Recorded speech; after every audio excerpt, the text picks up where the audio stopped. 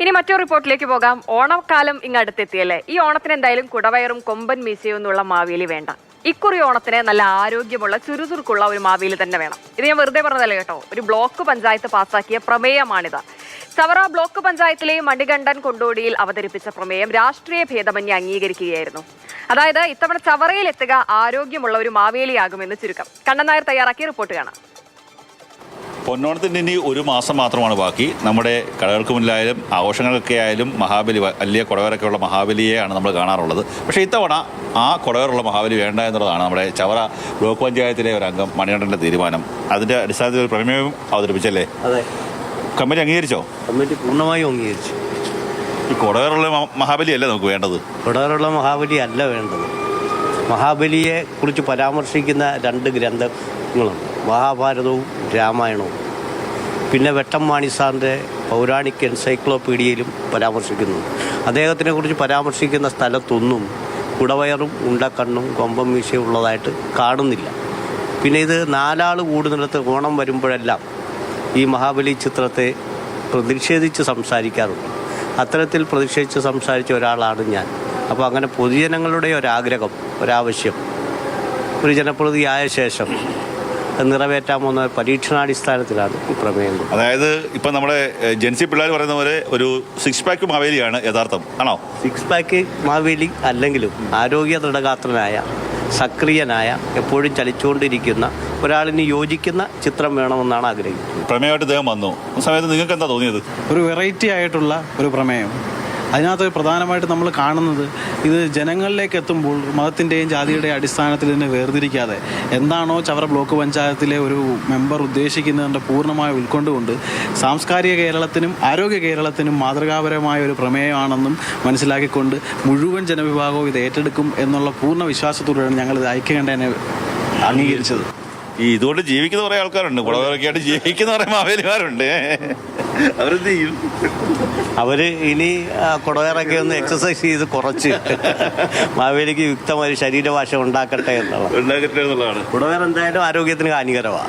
അങ്ങനെ ഈ കുടവയർ ആരോഗ്യത്തിന് ഹാനികരമാണ്. ഇത് മാത്രമല്ല, ഈ കരുനാഗപ്പള്ളി ടൗണിലൊക്കെ തന്നെ അശ്ലീല ചിത്രങ്ങൾ പ്രദർശിപ്പിക്കുന്നതിനെതിരെ പോസ്റ്ററുകൾക്കെതിരെ കോടതിയിൽ പോവുകയും അതിനനുകൂലമായിട്ട് അത് പതിക്കരുതെന്നുള്ള അനുകൂല വിധിയൊക്കെ സംഭവിച്ച ആളാണ്. അങ്ങനെ നമ്മുടെ നല്ല ആരോഗ്യ ദൃഢഗാത്രനായിട്ടുള്ള ഒരു മാവേലിയെ സൃഷ്ടിക്കാൻ വേണ്ടിയുള്ള ശ്രമമാണ്. ആദ്യമായിട്ട് ഓണാശംസകൾ.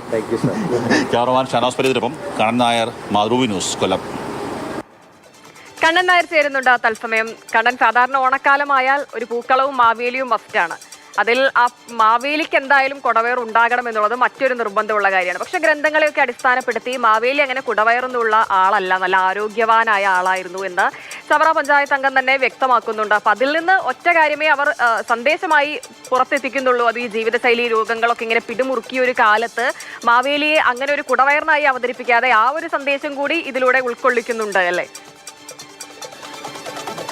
ഓണക്കാലത്തിന് ഇനി അധിക നാളുകളില്ല. ഇനി മാവേലി വരുന്നതും ഓണവിളികളുടെയും ഓണപ്പാട്ടുകളുടെയും ഒക്കെ തന്നെ കാലമാണ്. ആ സമയത്ത് പലപ്പോഴും നമ്മൾ മാവേലി കാണാറുള്ളത് കൊമ്പം മീശയൊക്കെ പിരിച്ച് കുടവേറൊക്കെ തടവി ഇങ്ങനെ കുടയൊക്കെ ചൂടി വരുന്ന മാവേലിയാണ്.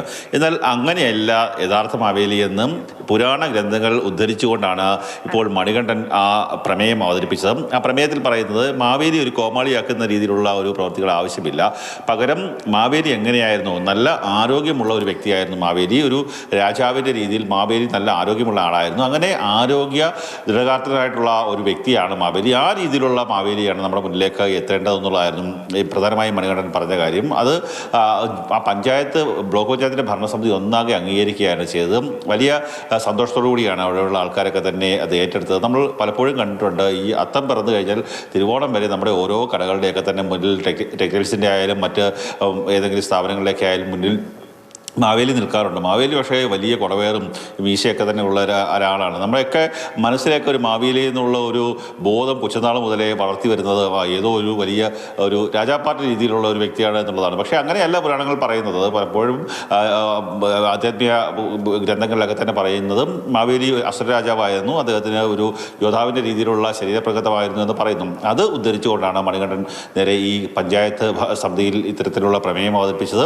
ആ പ്രമേയം കൃത്യമായി കൃത്യമായി എങ്ങനെയാണ് മാവേലി എന്നുള്ളത് അദ്ദേഹം പഞ്ചായത്ത് ഭരണസമിതിയിൽ അല്ലെങ്കിൽ ആ കമ്മിറ്റിയിൽ കൃത്യമായി അദ്ദേഹം അത് അവതരിപ്പിച്ചു. അതിൻ്റെ അടിസ്ഥാനത്തിലാണ് ഇത്തരത്തിലുള്ള മാവേലി നമുക്ക് ഒഴിവാക്കാം, നമുക്ക് നല്ല ആരോഗ്യമുള്ള നല്ല മാവേലിയെ ഉൾപ്പെടുത്താമെന്നുള്ള കാര്യം തീരുമാനിച്ചത്. ഞാനപ്പോൾ അദ്ദേഹത്തോട് ചോദിച്ചു, ഒരു 6 പാക്ക് മാവേലി അല്ലെങ്കിൽ ന്യൂജൻ മാവേലിയാണോ ഉദ്ദേശിക്കുന്നതെന്നുള്ളത് ചോദിച്ചപ്പോൾ അങ്ങനെയല്ല, നമുക്കിപ്പോൾ എല്ലാവരുടെയും ആവശ്യം ആരോഗ്യം എന്നുള്ളതാണ്. ആരോഗ്യ സംരക്ഷണമാണ് നമുക്ക് ഏറ്റവും പ്രധാനപ്പെട്ടത്.